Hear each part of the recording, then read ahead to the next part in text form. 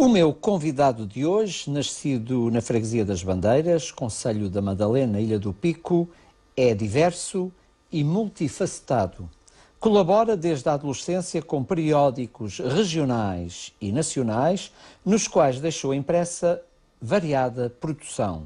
Poemas, crónicas, contos, reportagens, artigos de opinião, notas biográficas, notas históricas, apontamentos sobre espeleologia, toponímia, folclore, etnografia, linguística, etc. Exerceu, entre outras atividades, a de jornalista amador, escriturário e bancário. Colaborou em estações de rádio e agências noticiosas. Tem servido voluntariamente a algumas coletividades como membro dos seus corpos gerentes. Conferencista, autor de 2 livros, o seu nome está ainda associado a diversas áreas de caráter sociocultural e artístico. Eu vou estar aqui à conversa com Albino Manuel Terra Garcia.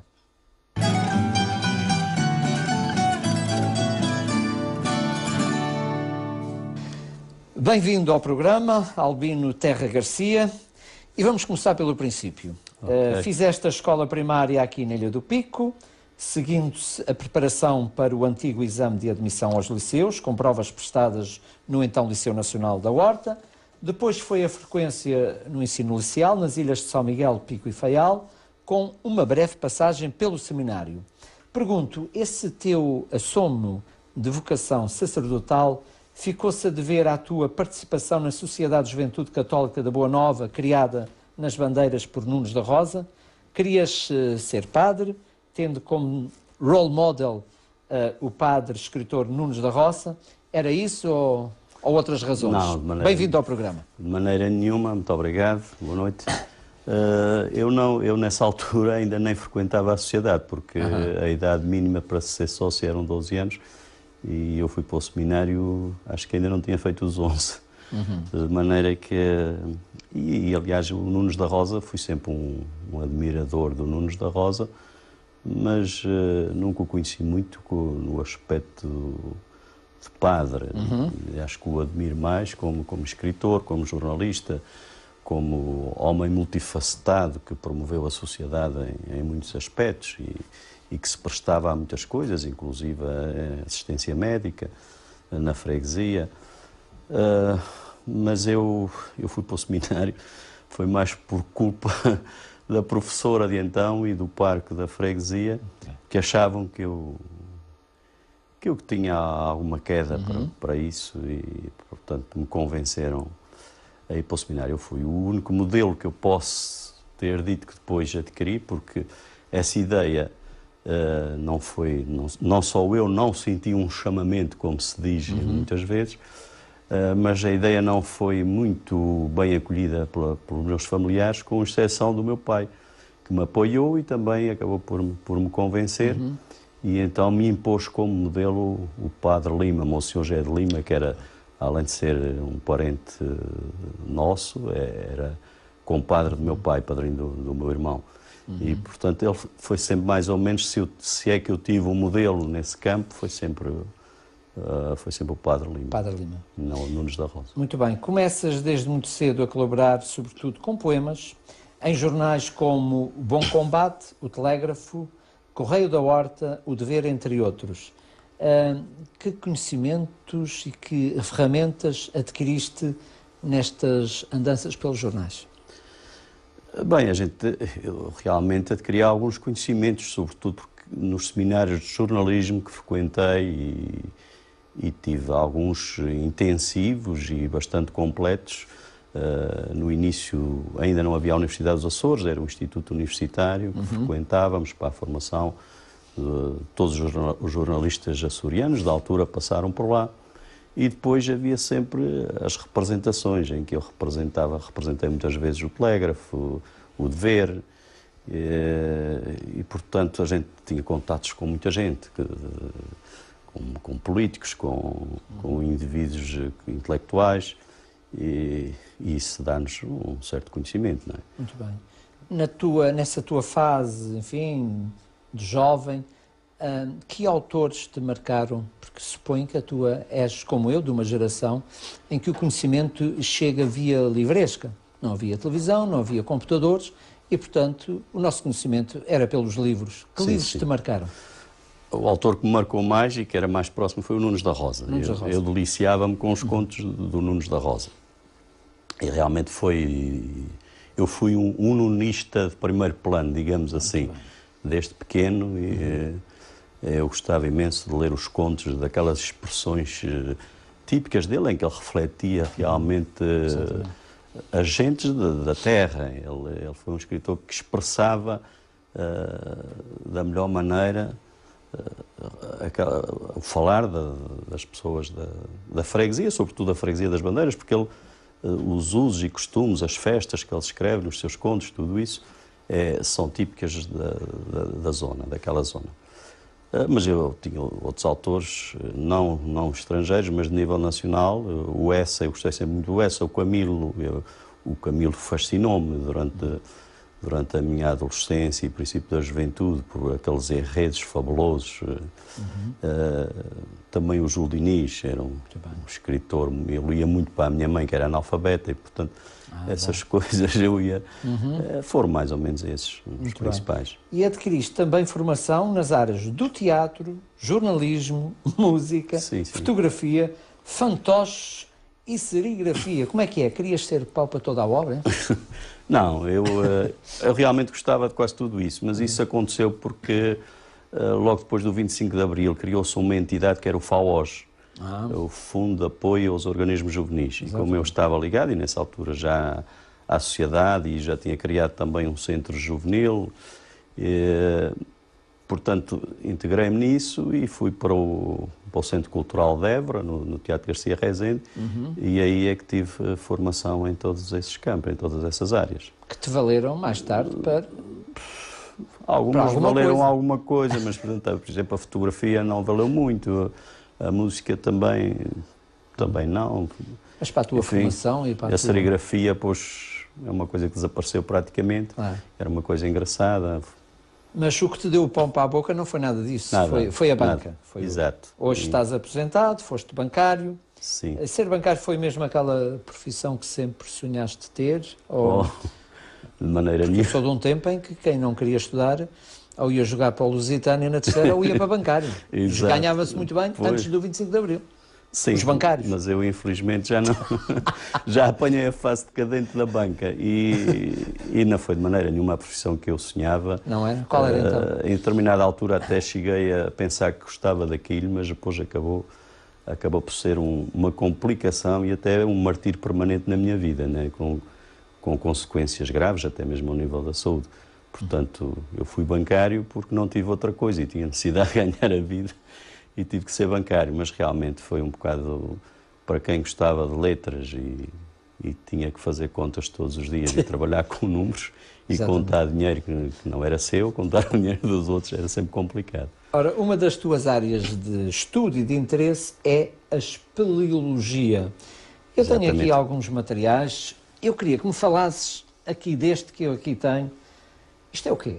Isso é um bocado de lava. Eu só trago essas lavas quando elas estão partidas e que vejo que não...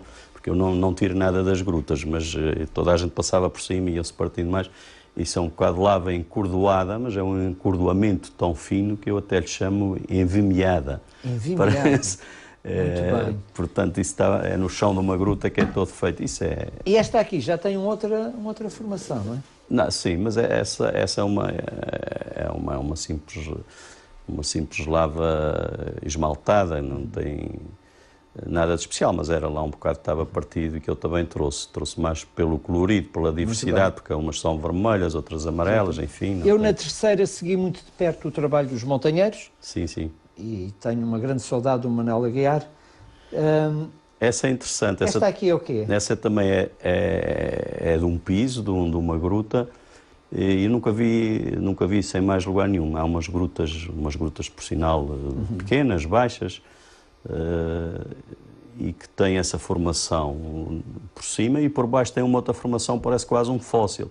Parece que a lava escorreu por cima de plantas, a lava que já estivesse meio arrefecida, se virares ao contrário, veja a outra, tem as marcas, muito bem. até parece de galhos de árvores ou assim.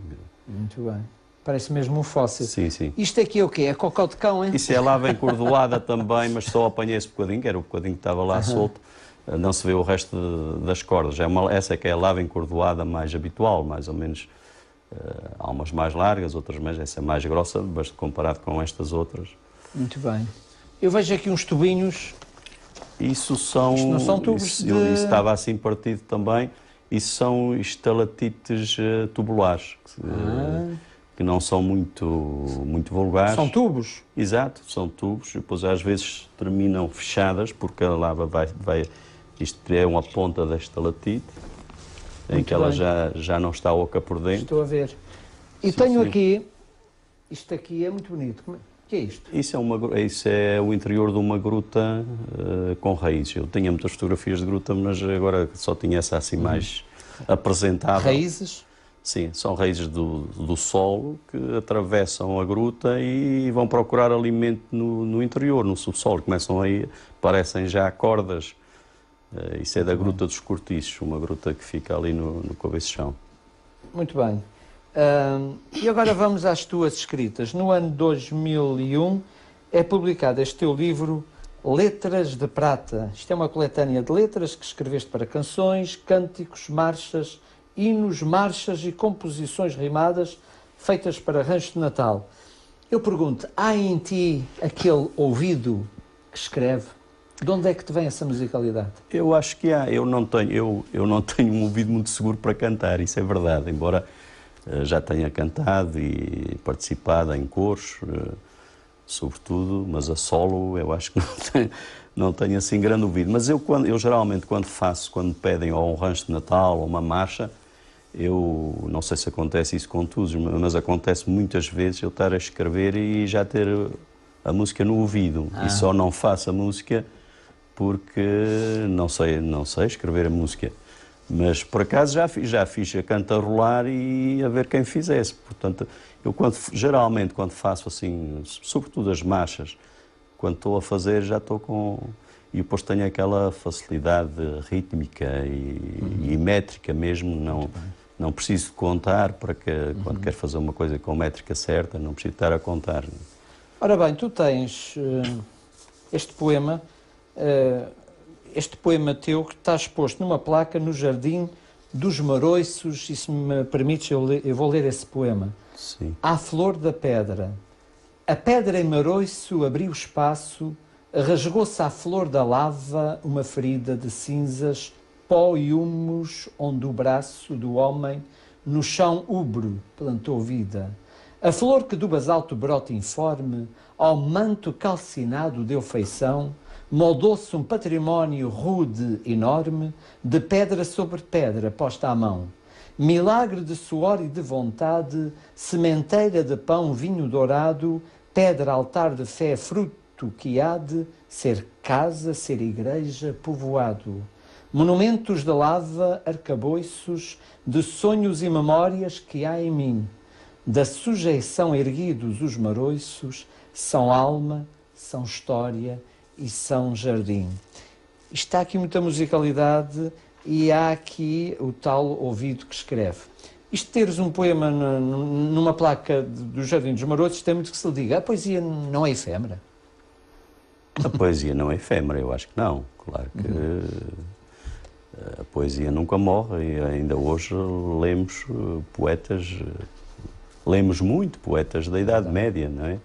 Portanto, eu acho não é efêmera? Acho que não. Ora, sendo o teu berço natal a Freguesia das Bandeiras, e a Freguesia das Bandeiras é o teu microcosmo de referência. E este teu livro que aqui tem, Bandeiras em Festa, publicado em 2010, reúne um conjunto de palestras, discursos e alocuções da tua autoria. É, na minha opinião, a tua declaração de fé e de amor às bandeiras. Fala-me um pouco da tua freguesia. Antes de a visitar, o que é que uma pessoa deve saber sobre as bandeiras? Faz um bocadinho de propaganda e publicidade. As bandeiras, eu direi que as Bandeiras foi uma freguesia muito marcante até o primeiro quartel do século XX. Era uma freguesia muito importante mesmo no sector da vinha, do verdelho, foi talvez as três mais importantes do Pico, e depois também nas aguardentes, sobretudo a aguardente de pêssego, em que até se criou um sindicato só para a exportação da aguardente. Mas hoje em dia tenho que dizer que as Bandeiras está muito descaracterizada, porque perdeu muitos dos seus valores, dos seus documentos à vista, e também dos documentos escritos, que hoje não existem. Por exemplo, o governador Santa Rita, quando visitou a Ilha do Pico e todas as outras ilhas, uma das paróquias onde encontrou documentos mais antigos foi na Bandeiras, que encontrou documentos de 1627, salvo erro. E, no entanto, hoje não há nada que se possa... Eu gostava de fazer uma história da freguesia das Bandeiras completa, e acho isso quase impossível. Agora, as Bandeiras continuam a ter, apesar de todas estas, continuam a ter belezas. Olha, no campo da espeleologia, das grutas, tem as grutas, até hoje conhecidas, as grutas mais bonitas do Pico são nas Bandeiras. Ainda no último verão descobrimos mais 3 grutas magníficas. Só uma delas é que não é nas Bandeiras, as outras são as mais bonitas que eu conheço até hoje. E tem uma série de grutas, tem muitas mesmo. Também queria fazer um livro sobre grutas, mas queria completar, infelizmente. Ainda outro dia fui para tirar fotos, mas tinham deitado gado, deitam quando morre gado, e quase todas as grutas fazem isso. E, portanto, não se consegue entrar neste momento devido aos maus cheiros. Os cabeços, que tinha muitos cabeços e alguns interessantes e até históricos. Até há um que é pena, porque teve uma função toponímica, o cabeço-chão, que é um cabeço diferente, mas quase todos eles estão ou destruídos, ou semi-destruídos, ou tocados. Havia a Juventude Católica Boa Nova, que faz o seu primeiro centenário para o ano. Neste momento eu penso que ela está inativa, não sei se vai ser reativada ou não, portanto há um desinteresse grande em termos culturais e associativos na freguesia. Resta sobretudo as duas zonas balneares por excelência das Bandeiras, o Quais de Moirato e o Cachorro. O Cachorro, que é uma zona mais histórica, relacionada com toda a história do vulcão, da erupção de 1718, a Senhora dos Milagres e tudo isso, e com outras histórias recentes no tempo da guerra. E o Quais de Moirato, que talvez seja a zona mais frequentada no verão. Portanto, o que há das Bandeiras é mais ou menos isso. Tem uma igreja também ampla, com algumas coisas interessantes, mas não com grandes talhas nem nada disso, porque é uma igreja do século XIX. Ora, no prefácio que eu escrevi para este livro, Bandeiras em Festa, eu defendo que não há uma cultura nacional se não houver uma cultura regional, porque é a partir da história local que se chega à história universal, e eu até cito Tolstói quando ele diz que, se queres ser universal, começa por pintar a tua aldeia. Acrescento neste prefácio que és um historiador local em busca das raízes, ou seja, em busca de uma identidade cultural. Consideras-te um historiador local? Sim, nesse sentido que o dizes, acho que sim. Eu gosto de observar as coisas, de estudá-las, de conhecê-las e também muitas vezes de registá-las. Portanto, eu acho que sim. Não sou um historiador de formação, mas... historiador das Bandeiras, não é? Terás sido aquele autor que foi mais fundo num estudo sobre a tua freguesia. E és um escritor de inspiração cristã, e não há dúvida que, por razões históricas, a estrutura moral dos açorianos deve muito ao clero. Encontras na religião católica uma cultura humanista? Em que aspecto ou em que aspectos?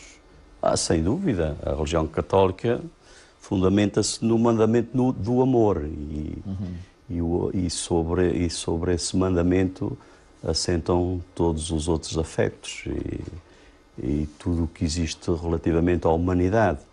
Aliás, a figura principal da religião católica é Jesus Cristo, que é a encarnação do próprio Deus. Portanto, eu acho que nada disto pode ser mais humano. É comum a outras religiões, a muitas outras, não é? Isto não é exclusivo da religião católica. Com certeza.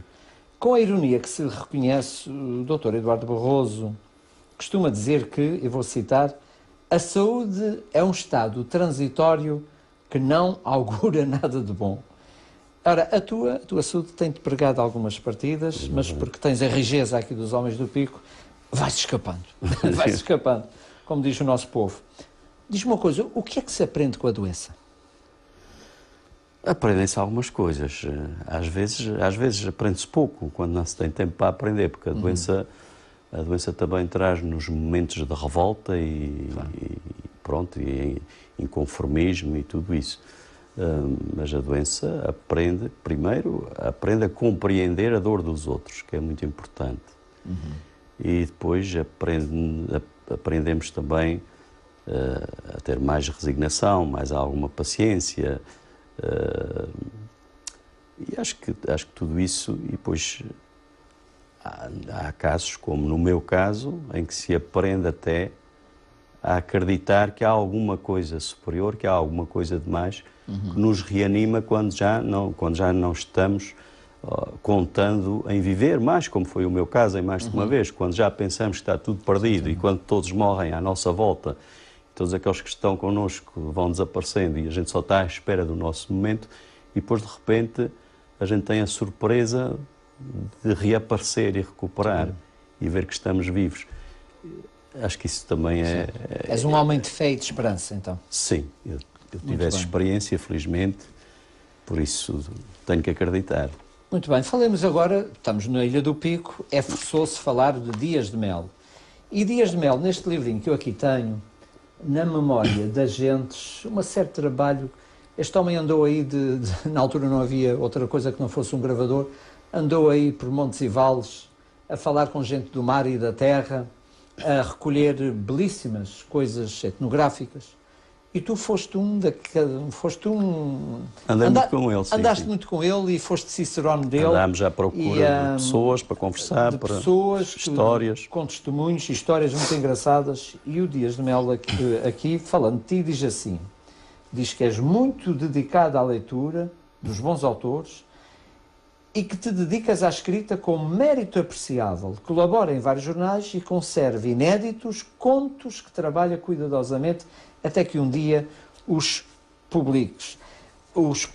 Eu pergunto-te se não era a altura, eu sei que já li alguns dos teus contos e gosto incondicionalmente desses contos, que li dispersos por jornais, não era a altura de pôr esses contos cá fora? Eu não tenho contos suficientes ainda, só para um livro pequenino. E por isso eu tenho andado um bocado malandro nesse aspecto da escrita e um bocado desorganizado. Começo uma coisa, depois mudo para outra, tenho um romance começado, tenho vários livros de poemas que depois parei. E pronto, eu realmente nunca tive assim uma pressa, nem um prazo definido. Mas acho que sim, eu escrevi alguns e penso escrever mais. E um dia, com certeza, olha, se eu não expuser, alguém há de pôr. Não estou muito preocupado. Não tens pressas editoriais nem ânsias editoriais? Não, neste momento não. Os 2 livros que eu fiz, eu acho que os acabei, fiz-los precisamente. O primeiro, eu não era para fazer nada. Juntei as coisas que tinha escrito porque a minha mãe teve uma doença grave e eu queria dedicar-lhe esse livro.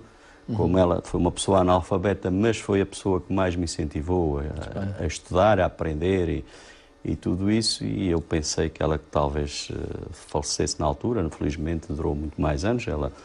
Ela morreu, faz agora 98 anos, e ela morreu há 1 ano e tal. De maneira que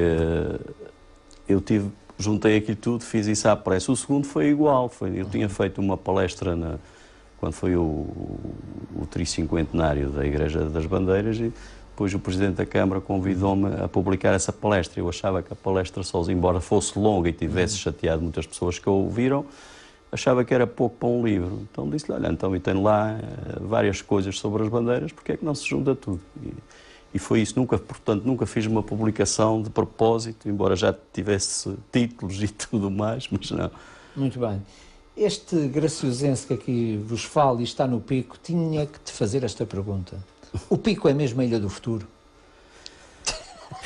Raio de pergunta. Eu penso que, infelizmente, o Pico está condenado a ser eternamente a Ilha do Futuro, a não ser que isto leve a uma mudança muito grande.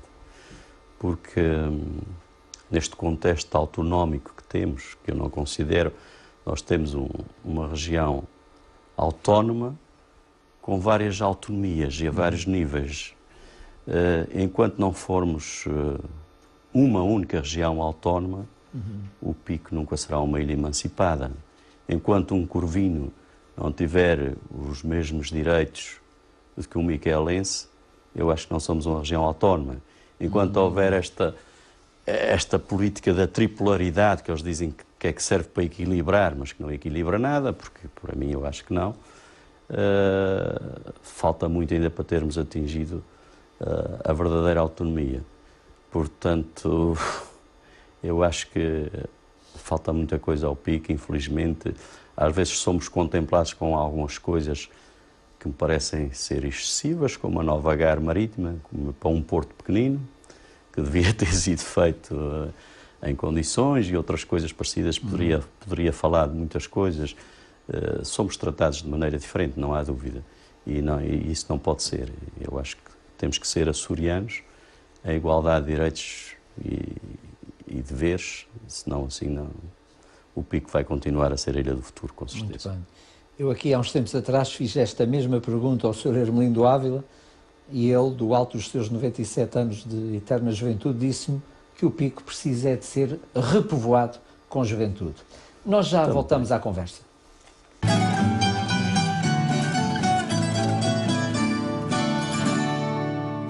Albino Terra Garcia, um homem que escreveu e continua a escrever para os jornais. Não há aí umas historiazinhas que meta gente ligada aos jornais e que possas partilhar connosco? Eu não tenho assim histórias muito interessantes, mas eu posso, por exemplo, falar, há um acontecimento que me liga à saudosa escritora e poetisa Dona Josefina do Canto e Castro, que acabou por ser minha amiga, mas começou por ser minha inimiga.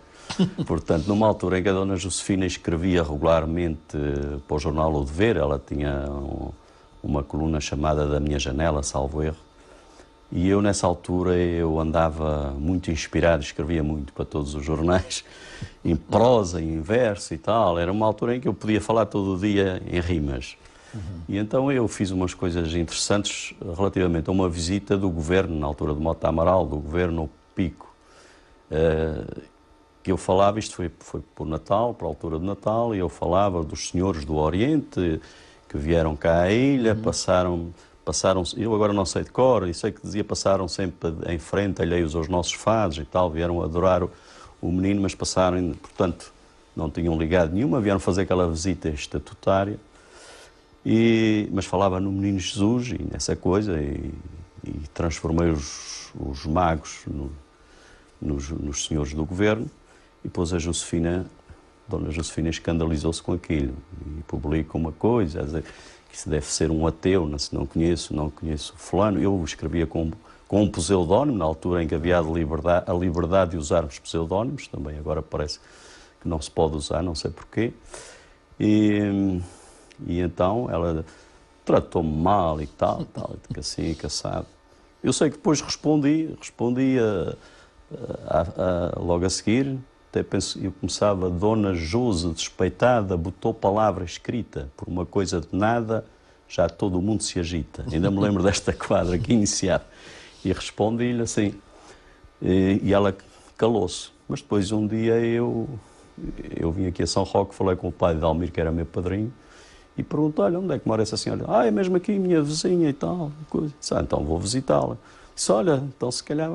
E fui visitá-la, ela estava mesmo à entrada, na rua, à entrada da porta, e quando eu a cumprimentei e disse que era eu, ela ficou, e tal, começamos a falar, disse, eu venho, só para dizer. Eu sei que até, eu quando dei a resposta, eu disse que ela nem valia a pena se ofender, porque de certeza o Menino Jesus não se tinha ofendido com aquilo, portanto... E a mulher depois, quer dizer, acabámos por conversar e fomos muito amigos até ao fim. Até fui à América uma vez, era para visitá-la, mas depois ela vivia em Los Angeles e eu não cheguei lá. Perdi-me lá no Vale e depois toda a gente queria que eu fosse para aqui e para ali. e acabei por não poder ir vê-la, mas fomos bastante amigos e até provoquei-lhe uma homenagem logo a seguir, numa altura em que fui convidado para apresentar um livro. A primeira vez que fiz uma apresentação de um livro foi do Urbano Betancourt. E eu estava ali meio a tremer, nem sabia como é que havia de começar, e ela estava na mesa connosco e então, pronto, ali de improviso e tal, queria-lhe ali uma homenagem. Ela estava-se a despedir para ir para a América, em que pus até, segundo disseram, as pessoas que estavam lá acharam muita piada, porque pus o maior inimigo dela, que era o Presidente da Câmara da altura de São Roque, a quem ela também metia muitas farpas, e consegui pô-lo a bater palmas à Dona Josefina. Mais uma historiazinha para a gente terminar este. A história, propriamente histórias, assim não, mas tenho, ainda há poucos dias, estive a discutir, nesse mesmo tempo em que havia a liberdade de se usar os pseudónimos, também no Ilha Maior, e na altura em que eu andava muito ligado ao Ilha Maior e escrevia em todos os jornais e escrevia muito, apareceu lá uma pessoa que escrevia com o pseudónimo de Monge do Carmo. Ora, eu moro no lugar do Carmo e na Rua do Carmo, ligaram-me logo a isso. Eu andei lá e muito próximo da direção e trabalhei com todos eles, nunca soube, nem nunca me interessei saber quem era o Monge do Carmo. Mas ainda hoje, e ainda há 2 ou 3 dias, houve uma discussão brava, porque ninguém acredita que não seja eu. Dizem que sou eu e pronto. Isso é das tais coisas, as tais pormenores da escrita. Muito bem. Albino. Sim, senhor. Saúde. Saúde. E não te esqueças dos contos. Fica à Ok. espera. Telespectadores, para a semana cá estaremos com mais umas conversas do Triângulo. Até lá.